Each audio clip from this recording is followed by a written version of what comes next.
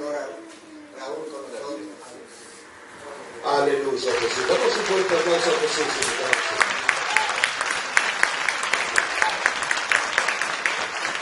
Gracias, Jesús. Te adoramos, Señor. Te bendecimos. Quiero compartir una palabra con la iglesia que lleva por título la idolatría. La idolatría. Quiero compartir con ustedes esta palabra que el Señor ha puesto en mi corazón y que sea de bendición para ustedes. Amén. Para ello vamos a abrir en nuestras Biblias en Jueces capítulo 6. Vamos a leer un poco salteado acá. Así que yo puse el principio ahí, así que no van a poder leer salteado. A ver, ¿quién? Priscila, ¿te animás a correr los números ahí?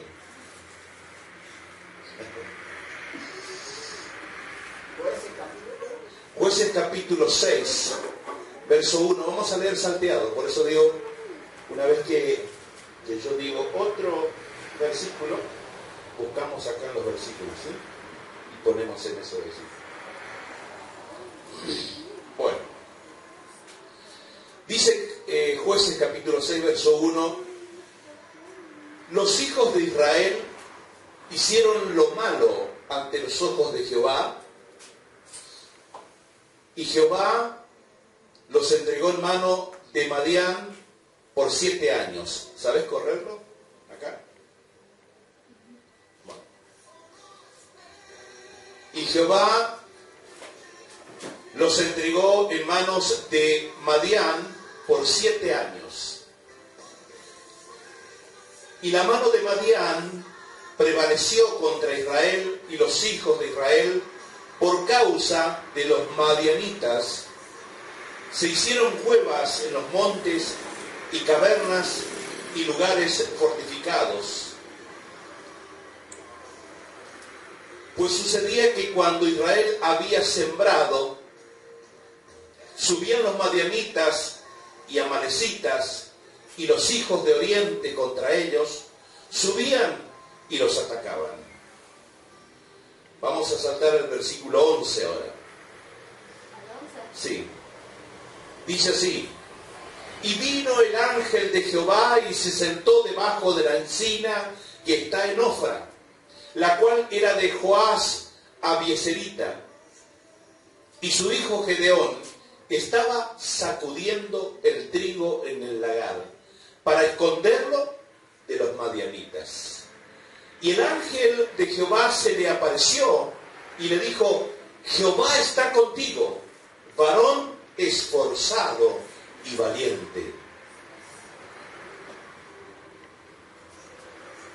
Y Gedeón le respondió: Señor mío, si Jehová está con nosotros, ¿por qué nos ha sobrevenido todo esto? ¿Y dónde están todas sus maravillas que nuestros padres nos han contado, diciendo: ¿no nos sacó Jehová de Egipto? Y ahora Jehová nos ha desamparado y nos ha entregado en manos de los madianitas. Ahora saltamos al versículo 16 y dice: Jehová le dijo: ciertamente yo estaré contigo y derrotarás a los madianitas como a un solo hombre. Amén. Damos gracias por esta palabra. Señor, gracias por tu palabra. Gracias por lo que tú has puesto en mi boca. Gracias por este mensaje. Yo te pido que sea de bendición para tu iglesia, para tus hijos. Bendícelos, Señor, edifícalos. En el nombre del Padre, del Hijo y del Espíritu Santo. Amén y amén. Hermanos, esto que hemos leído en el versículo 1, lamentablemente se va a repetir muchas veces en la Biblia. Vemos que se repite continuamente en la Biblia, porque el pueblo de Israel iba a cometer una y otra vez ese terrible pecado. Ahí está bien, si quieres interpretar. Una y otra vez ese terrible pecado. El pecado del cual estoy hablando es el pecado de la idolatría. Esta idolatría de Israel tiene que ver con un altar que fue edificado en el patio de la casa de Joás, el padre de Gedeón. Era un tiempo que Israel se había vuelto a otros dioses, donde comenzaron a adorar a otros dioses y dejaron a Dios, Jehová de los ejércitos, de un lado, le dieron las espaldas. Y vemos esta palabra en muchos lugares de la Biblia, hasta en el día de hoy. Vemos como muchos se vuelven a otros dioses y dejan a Dios del lado. Anoche escuchaba la televisión, estaba mirando con mi esposa un programa de televisión y hay una palabra, a mí me tocan las palabras. Hay una palabra que decía el varón de la televisión, decía, cuando estamos felices no nos acordamos de Dios, pero cuando estamos necesitados corremos a Dios. Y a Dios le agrada que nosotros estemos con Él en los momentos felices también. Y ahí él contaba, hacía una parábola al varón de la televisión, decía, si yo, por ejemplo, le pagara los estudios a mis hijos, a mi hija, por ejemplo, decía, a fulana de tal, le pagara los estudios, hiciera todo por ella, cuando ella está con dolor de cabeza, viene y me dice, papá, yo quiero que ores por mí, yo oro por ella, y le estoy cuidando, y le estoy amando, y le estoy protegiendo, y le compro los útiles, le compro todas las cosas, y ella está conmigo y estamos escuchando todo el tiempo que ella me pide cosas a mí. Pero ya un día yo veo en el diario, después ya se recibe y va a ejercer y resulta ser que veo en el diario que dice fulana de tal se llevó un premio porque ha logrado tal cosa. Y yo me entero por el diario, no porque ella vino y me dijo, papá, estoy por ser condecorada por tal cosa, que fue lo que tú pagaste en mis estudios toda la vida, oraste por mí en los momentos difíciles, y ahora estoy por recibir un premio, yo quiero que vayas conmigo. Resulta ser que en la parte buena no está el Padre, pero cuando era para pagar los estudios, cuando era para orar por ella, cuando era para un montón de cosas, sí estaba el Padre.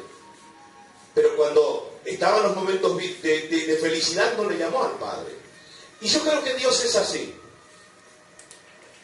Eso tocó mi corazón porque me sentí como un hijo de Dios que muchas veces también quizás he cometido esos errores. Qué lindo que es decir, tenemos una mesa llena de bendiciones, estamos por comer. Señor, justamente hablaba con mi esposa ayer también sobre este tema. Nos llenamos la mesa y la mayoría de las personas empiezan a comer. ¿Por qué no le invitamos al Señor? Señor, gracias, la mesa está llena. Señor, qué bueno que fuiste con nosotros, siéntate a comer con nosotros. No solo cuando no hay pan decimos, Señor, danos el pan, Señor, danos, y empezamos a llorarle, y a orar, y a clamar, y a rogarles. Pero cuando tenemos la mesa llena nos olvidamos de Él. Qué triste que es no tener ese reconocimiento. Y lo vemos muchas veces en siervos de Dios. No estoy hablando de la gente del mundo, porque de la gente del mundo se puede esperar eso. No hay otra cosa que esperar. Porque ellos no conocen, no reconocen a Dios, no lo tienen presente a Dios. Pero nosotros que somos cristianos tenemos que entender esto. Tenemos que empezar a darnos cuenta que a Dios le agrada que nosotros lo usemos cuando sea necesario, cuando estamos desesperados, pero que también lo llamemos en momentos de alegría y felicidad. Y el pueblo de Israel era así. Era un pueblo que cuando necesitaba a Dios clamaba y rogaba a Dios, pero muchas veces le daba la espalda a Dios y comenzaba a volverse a otros dioses, a la idolatría, a los pensamientos de este mundo, a los deseos de la carne. Y esta idolatría de Israel tiene que ver con un altar que fue edificado en la casa de Joás, padre de Gedeón. Ellos eran cristianos, eran hijos de Dios, pero en ese tiempo le habían dado la espalda a Dios. Entonces Dios va a entregar en manos de los enemigos al pueblo de Israel, porque se habían vuelto a otros dioses. Es como que, no sé cómo explicar, Dios le entregaba en manos del enemigo, pero Dios no lo soltaba definitivamente. Y yo creo que muchas veces hoy en día Dios sigue obrando de la misma manera. Nos suelta las manos de nuestros enemigos para probarnos, para ver qué es lo que vamos a hacer, para ver cómo nos vamos a comportar. Pero cuando hay alguien que ruega a Dios para que Dios nos libere de las manos de nuestros enemigos, Dios está atento para bendecirnos, para cuidarnos y amarnos.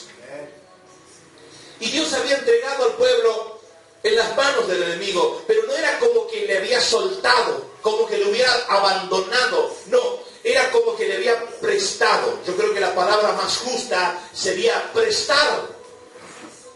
Era como que Dios le había prestado. Era como que si Dios dice, te voy a prestar un tiempito a la falta de trabajo para que aprendas a valorar el trabajo. Es como que Dios dice, te voy a prestar un tiempito a la enfermedad para que aprendas a valorar la salud. Es como que Dios dice, te voy a prestar un tiempito a la escasez para que aprendas a valorar la abundancia. Porque muchas veces tenemos nuestras mesas llenas. Tenemos todas las bendiciones de Dios y no sabemos darle gracias a Dios.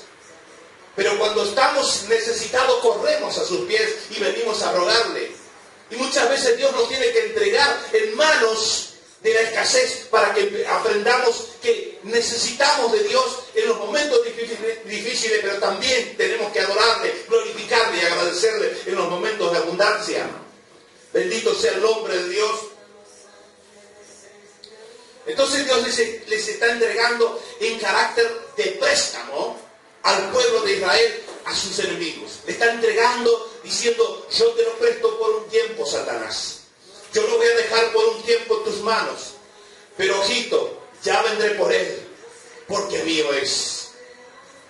Pero Dios me está dando una palabra para ti en esta noche. Hay gente aquí que quizás esté pensando que Dios lo ha abandonado en alguna de las circunstancias.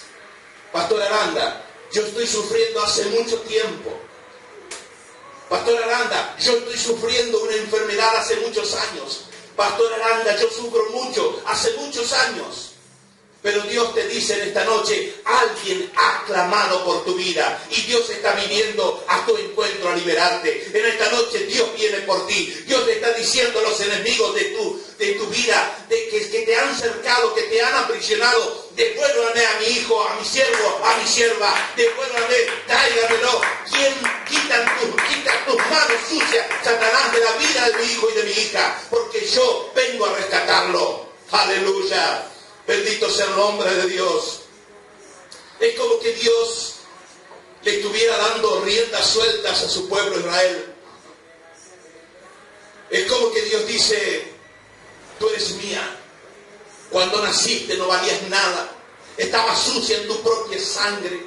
Yo te escogí y te limpié y te lavé con sal. Te amé con todas mis fuerzas. Y aún así te prostituiste, dejaste de que manoseen tus senos y me traicionaste. Así dice la Biblia. El tiempo de antes, hermanos, y aún ahora, el peor pecado para Dios es el pecado de idolatría. Porque es semejante al pecado de prostitución. Es prostituirse con otros dioses. Es abandonar al Dios verdadero para prostituirse con otros dioses. Dios lo considera así. Para Dios es lo que más le duele a Dios, es ver que su pueblo se prostituya, que su pueblo lo traicione, que su pueblo se vuelva a otros dioses. Hay una palabra que está rondando en el mundo espiritual en esta noche. Y esa palabra es, devuélveme a mi siervo, diablo sucio, porque fue solo un préstamo que te lo di. Fue solo un préstamo que te entregué. Cuando Dios escucha el clamor de su pueblo, por lo general Él levanta una persona que esté en condiciones de liderar. Resulta ser que Gedeón estaba en condiciones de liderar. Y había alguien que había levantado una oración por el pueblo de Israel. Y Dios empezó a mirar en quién confiar para que sacara aquel pueblo de la opresión. Bendito sea el nombre de Dios. Y esta persona era Gedeón. Gedeón estaba sacudiendo el trigo en el lagar. Quizás ustedes ya hayan escuchado sobre esto, pero no se debía sacudir el trigo en el lagar. No era el lugar apropiado. Él lo hacía para ocultar de los enemigos madianitas que estaban cada que el pueblo plantaba hacía su siembra. Cuando cosechaba, venían los madianitas y los atacaba y les sacaba toda la comida. Entonces el lagar no era un lugar adecuado, era un lugar inhóspito, era un lugar donde su padre había puesto un dios pagano, un dios Baal en aquel lugar, y entonces él se fue en ese lugar a sacudir el trigo, donde esperaba que nadie fuera a venir y ver que él estaba sacudiendo el trigo, para ocultar de los madianitas. Entonces lograr tener el alimento para su familia. Ese era un lugar de idolatría porque Joás había establecido un altar al dios pagano. Y es allí donde el ángel desciende desde el cielo a hablar con Gedeón. El lugar putrefacto y asqueroso dado a la idolatría del lugar. Fíjense que en sus vidas muchas veces pasa estas cosas, hermanos. El lugar donde estamos es un lugar de idolatría, porque amamos cosas que a Dios no le agrada. Y ese lugar viene a ser un lugar sucio, un ambiente de mentira, de opresión, de idolatría, de prostitución. Entonces ese lugar viene a ser un lugar inhóspito, contrario a todo lo que es contrario a lo sagrado, a lo santo, a lo puro. Pero la Biblia dice que pronto le apareció el ángel, que de pronto le apareció el ángel, de repente le apareció el ángel. En ese caso es una teofanía, porque teofanía tiene que ver con que Dios mismo ocupa el cuerpo de un ángel, Dios mismo ocupa el cuerpo de un hombre. Eso es teofanía, la palabra correcta. Entonces dice que apareció un ángel, pero era Dios mismo apareciendo a Gedeón. Era Dios mismo presentándose delante de Gedeón en forma de un ángel. Dice que el ángel descendió allí en la presencia de Gedeón. ¿Y dónde ocurrió esto, Pastor Aranda?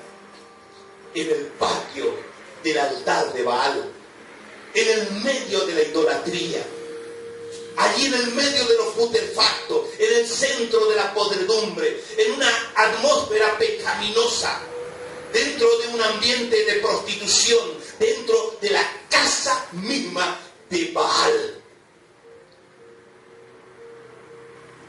¿Qué te quiere decir con esto, Pastor Aranda? Es una palabra que Dios puso en mi boca en esta noche, y es una palabra que rompe con toda santurronería, con todo legalismo, con todo malos pensamientos. Dios te manda a decir en esta noche: yo desciendo en ambientes sucios y pecaminosos. ¿Por qué? Porque no estoy buscando ambientes limpios. Yo estoy buscando personas que me sirvan, personas que me amen, personas que me busquen. ¿Sabe qué es lo que está diciendo el Señor? Yo voy a entrar en ambientes imposibles. Yo voy a entrar en lugares increíbles. Voy a buscar personas que nunca imaginaste para mostrarte que busco personas y no ambientes. Dios va a romper un ambiente contaminado por causa de un hombre santificado, de un hombre que haya creído en ese Dios, por causa de un hombre que se haya consagrado a Dios. Basta de pensar, hermanos, que Dios no entra en lugares sucios. Basta de pensar que Dios no entra en la casa de prostitución, bares o lugares de ocultismo. Dios entra allí, sí. Dios entra en los lugares más sucios que existe en busca de lo vil del mundo para avergonzar a los sabios y entendidos. Dios entra en lugares pecaminosos, pero no se contamina porque Él es puro y nada puede contaminar a Dios. Ah, pastor, yo no pienso así. Muchas veces sí piensan así. Tú sabes que Dios está aquí, pero no crees que Dios pueda estar ahora en el bar para sacar a aquel familiar que tú tienes y que es un alcohólico. Tú piensas que Dios puede estar aquí, pero no en los prostíbulos para sacar a aquella prostituta de tu familia que aún no has podido lograr que salga.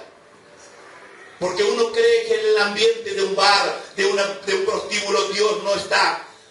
Pero ocurre que hay alguien orando, hay alguien clamando, y puede que ni siquiera sea Gedeón. Porque no veo aquí que diga que Gedeón oraba. Lo que sí veo es un pueblo orando. Y Dios está diciendo, me basta un clamor para que yo rompa ambiente en busca de mis protegidos. Basta un clamor para que yo entre en tu casa. Basta un clamor para que yo entre en tu boca y quite todo tipo de fumadores, todo tipo de bebedores, que quite todo lo oprobio de tu vida. Basta con uno que esté clamando por tu vida. Yo estaré allí para bendecir tu vida.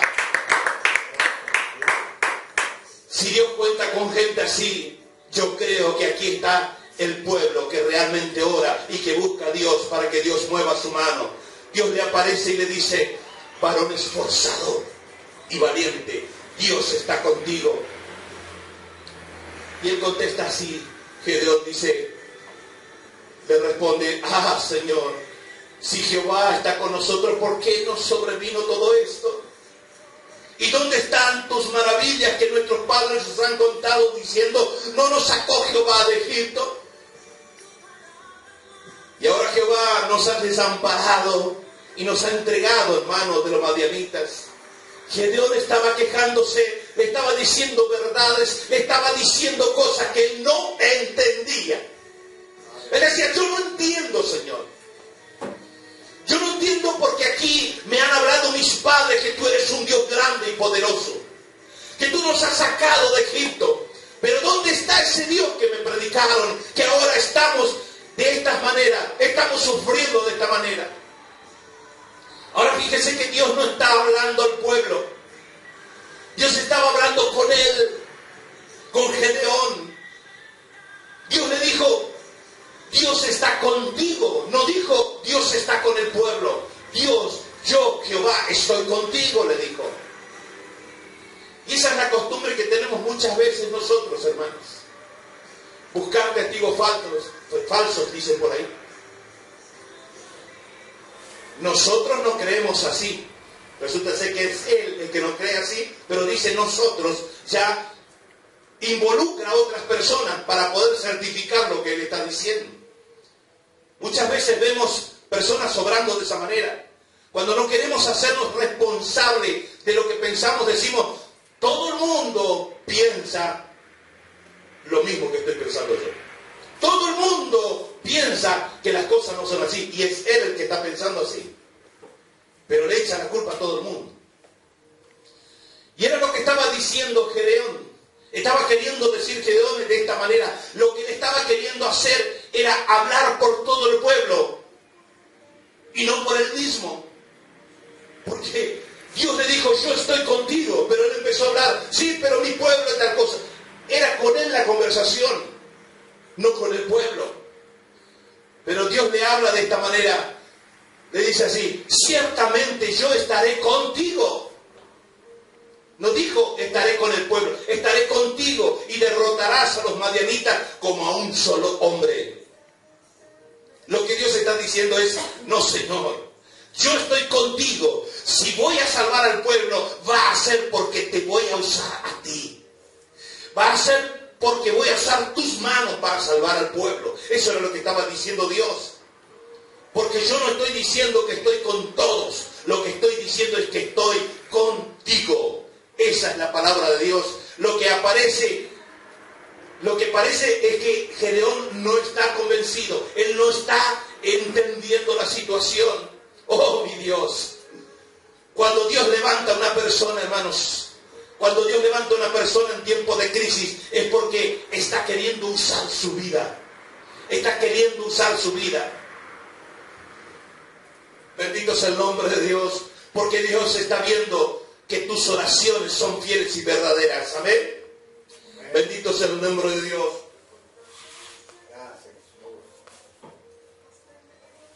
Tus oraciones son fieles y verdaderas. Le estás transmitiendo a Dios todo lo que hay en tu corazón. No estás interesado en enredar renar a Dios, le estás diciendo sinceramente lo que hay en tu corazón. Lo que dice, lo que está en tus pensamientos, lo transmites en tus oraciones.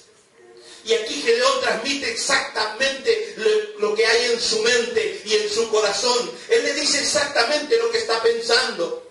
Gedeón no finge nada. No trata de enmascarar sus palabras. Él sabe que el Dios que le oye escudriña lo más profundo del corazón del hombre. David ya lo había dicho antes. Antes que las palabras vengan a mi boca, tú ya lo sabes, decía David. Entonces, ¿cómo venir delante de Dios a empezar a enredarle? A empezar a decirle otras cosas y empezar con otros pensamientos, pero hablando otras cosas.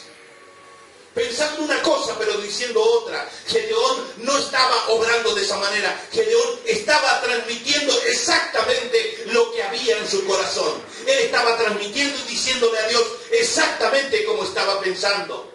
Escúcheme aquí. En tiempos de crisis, yo no solo tengo que hablar lo que pienso, sino como yo pienso. Vivimos en una sociedad, hermanos, donde nadie quiere decir la verdad. Siempre está tratando de disfrazar nuestras palabras. Alguien se viste con una ropa fea y resulta ser que se para delante de ti y te dice, ¿cómo me queda? Y lo primero que pensaste es horrible. Pero no le dices. Le dice, creo que no te queda muy bien.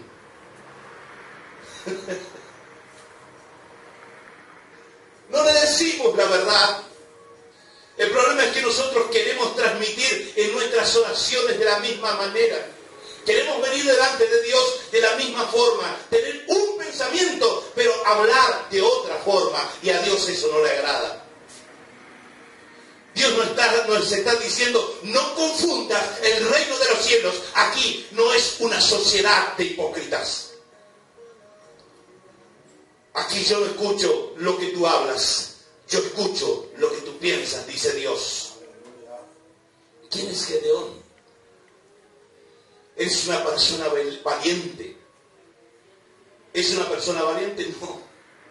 No es eso lo que está hablando Dios. Por más que le haya dicho varón esforzado y valiente, no es eso lo que está diciendo Dios. Lo que es Gedeón es un hombre que tiene continuidad. ¿Por qué? Porque él está sacudiendo el trigo en el lagar. La crisis alteró el ambiente, pero no cambió el comportamiento de Gedeón. La crisis había puesto un altar para Baal allí, pero él no se había contaminado. Él se había preparado para el momento de un encuentro con el Señor. Bendito sea el nombre de Dios. Así es, ese es el Gedeón. No está sembrando trigo. Hay mucha gente que no está sembrando trigo en ningún lugar. Hay mucha gente que no está sacudiendo el trigo en ningún lugar. Y Dios está buscando personas que estén sacudiendo el trigo, que estén plantando, que estén creyendo que habrá una salvación. El ambiente de Gedeón fue alterado, pero el comportamiento de él se mantuvo intacto. Muchos de nosotros vivimos en ambientes hostiles, hermanos, pero nuestra conducta debe mantenerse intacta. Usted anda todo el día entre ambientes hostiles, donde hay putrefacción, donde hay idolatría, pero tiene que mantenerse intacto.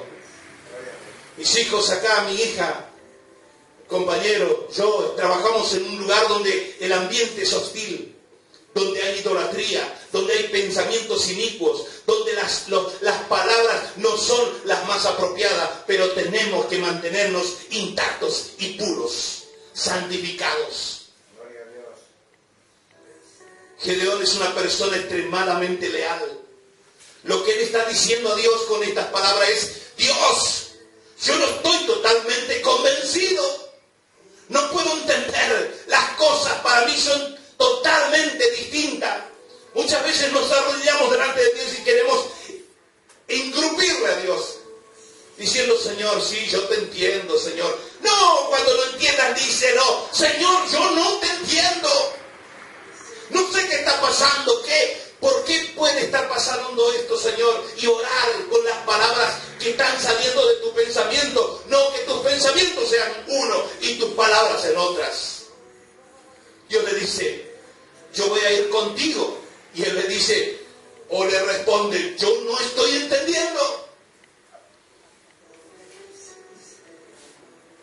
Y uno viendo esto aquí, cómo Gedeón le contestaba y hablaba a Dios, uno piensa que Dios podía destruir a Gedeón. Era Dios el que estaba ahí. Y Gedeón enfrentándole diciendo, Señor, tú me estás diciendo que tú vas a estar conmigo, pero yo no te entiendo. Tú me dices que vas a ir conmigo, pero yo no te entiendo. Tú me dices que tú eres mi Dios y que me proteges y que me amas y que me cuidas, pero yo no te entiendo, Señor. Porque tus cosas dicen, tu palabra dicen una cosa y yo hoy estoy viviendo otra situación. ¿Por qué ocultar eso de Dios? Tenemos que venir delante de Dios con la verdad. Y decirle, Señor, yo sé que tú eres grande y poderoso, pero yo no entiendo esta situación. No sé qué está pasando con mi familia. No sé qué está pasando con mi situación económica. No sé qué está pasando con mi matrimonio. No sé qué está pasando, Señor. Necesito una respuesta. Hablarle de frente a Dios. Pero Dios no le destruye. Pensamos que Dios podía destruirle a Gedeón, pero Dios no le destruye. ¿Por qué? Porque a Dios le agradan las conversaciones sinceras. A Dios le agradan las conversaciones sin tabúes. Yo veo en Abraham, por ejemplo, hermanos, hablando con sinceridad a Dios. Dios diciendo que va a destruir Sodoma y Gomorra. Y Abraham le dice, Señor, con todo respeto, mi Dios, tú eres mi Dios. Pero yo te pregunto, mi Señor, si hubiere 20, y Dios le dice, Abraham, no hay 20. Y cuando Dios se da vuelta para irse, es como que Abraham le dice, Señor, discúlpame, perdóname que te toque, pero te pregunto, ¿y si hubiera 15, Señor? Abraham, no insista, no hay ni 15. Y se da vuelta a Dios, y Abraham le dice, Señor, discúlpame, con todo respeto que tú te mereces, mi Señor, dime, mi Señor, y si hubiera 5. Abraham, no insista, tengo que trabajar, tengo cosas que hacer. No hay 5, Abraham. Señor, y si hubiera 3, Abraham, no hay 3. y Abraham le dice, Señor, si hubiera 3, Dios dice, no hay 3. Si aún hubiera 1, yo perdonaría, pero no hay, Abraham. ¿Dios lo destruyó, Abraham? No. Podía haber destruido, pero no. Porque Dios ama. A Dios le agrada conversaciones honestas, leales y de frente. Entonces deja ya de orar lo que tu mente no piensa. Hay que aprender a coordinar el raciocinio con las palabras. Y todos los siervos que agradaron a Dios fueron hombres que no medían lo que hablaban, sino admitiendo lo que pensaban. Hay que admitir lo que estamos pensando delante de Dios. No lo vamos a engañar. Él conoce, aún antes de que hablemos, Él ya conoce las palabras que van a salir. Yo quiero que usted sepa y lea un poco, versiones o libros científicos que hablan de la mente, y ustedes se van a dar cuenta que la mente es demasiado veloz. Es mucho más rápida que la misma luz. Es superior a la velocidad de la luz.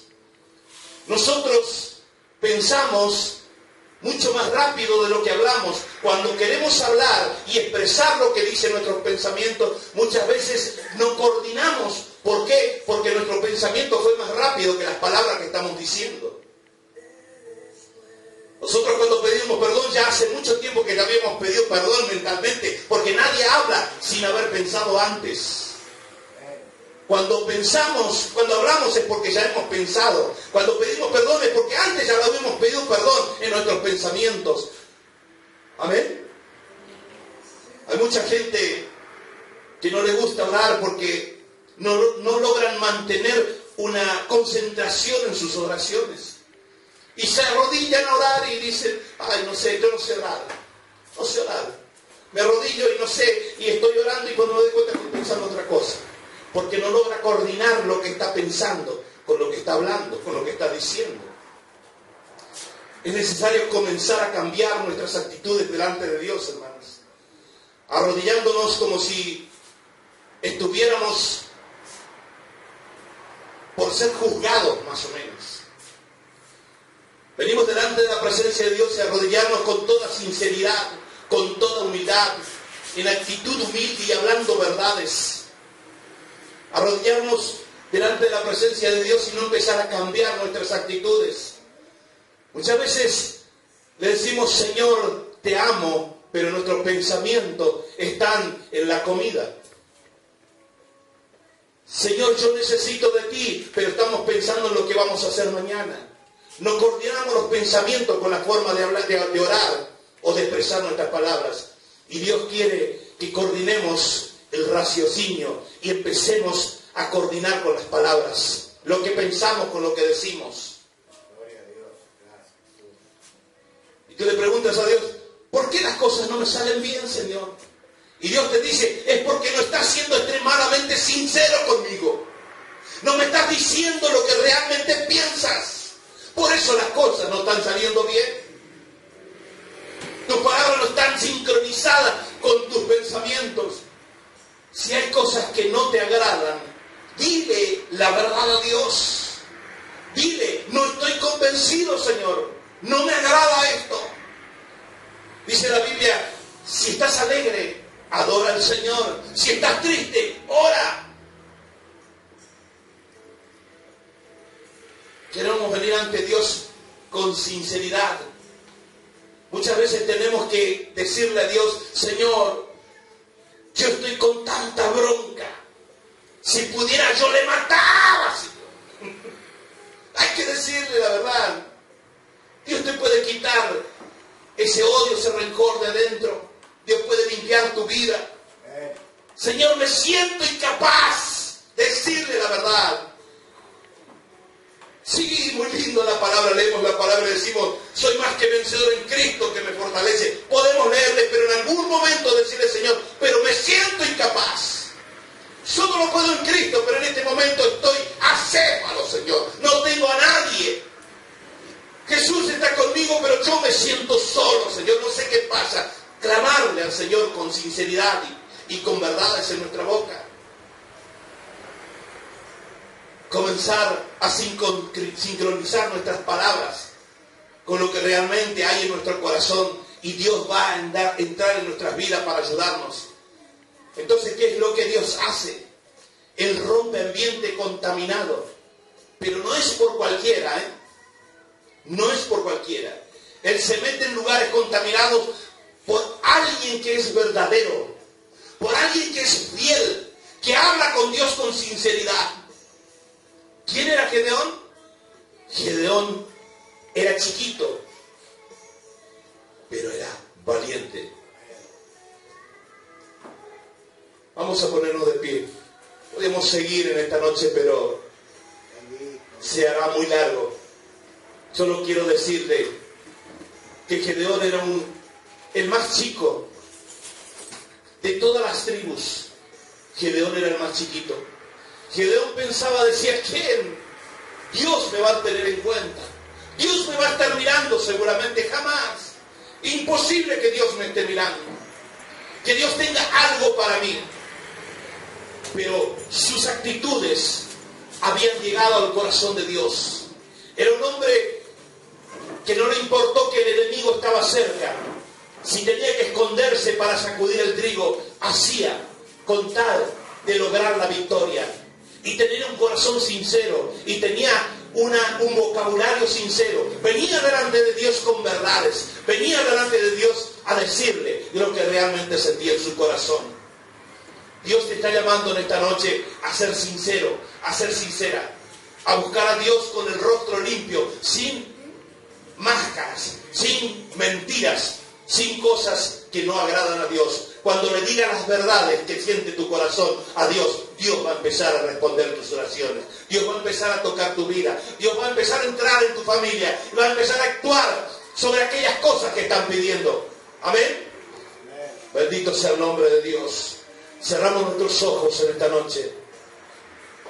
Señor, gracias Padre por tu palabra. Gracias por el mensaje. Gracias Señor por la administración de tu Espíritu Santo. Yo sé que tu palabra jamás irá vacía de aquí, Señor, sino que surtirá el efecto que tú has planeado que ella ocurra, Señor, en cada vida. Bendice a tus hijos, Señor. Yo no sé la petición de cada corazón en esta noche, pero sé que tú lo conoces, porque tú escudriñas hasta lo más profundo del corazón. Hay personas que desean algo y quizás ni siquiera lo han expresado, pero tú que conoces el corazón y la profundidad de ellos, yo sé que estás leyendo sus necesidades. Respóndele en esta noche, Señor. En el nombre de Jesús te clamo por cada vida en esta noche. Te doy gracias por esta palabra. Te doy gracias por tus hijos que están aquí. Yo los bendigo y te pido tu bendición para cada uno de ellos, para su familia. Multiplica sus canastas, Señor. Multiplica sus entradas económicas. Señor, glorifica tu santo nombre sobre sus vidas. Señor, que la gloria sea grande de ti sobre ellos. En el nombre de Jesús, Señor, te pido por aquellos que no están viniendo, aquellos que están faltando, Señor. Si hay algo que está, Señor, atacando sus vidas, yo te pido que introduzcas, Señor, tu palabra en sus vidas, que tu Espíritu Santo los ministre, que la sangre preciosa de tu Hijo amado Jesús los cubra. Guárdalos de todo peligro y todo mal, Señor, y tráelos nuevamente a tu casa para que te sirvan, para que te busquen, para que estén contigo, Señor. Gracias por este día, en el nombre del Padre, en el nombre del Hijo y del Espíritu Santo. Amén y amén. Que Dios nos bendiga, nos damos la paz, nos vemos el sábado, pero debo informar que el día miércoles que viene tenemos cena del Señor en este lugar. Amén. Vamos a estar participando.